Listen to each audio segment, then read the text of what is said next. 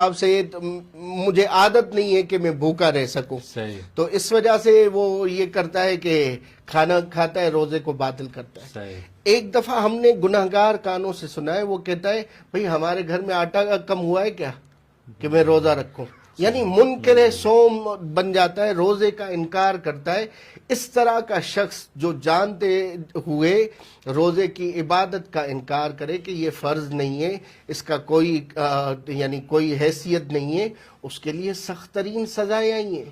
جو اہل بیت علیہ السلام نے، کہ ایک ولی، ایک امام، ایک نبی کے سامنے اگر کوئی اقرار کرے کہ روزے کی کوئی بھی یعنی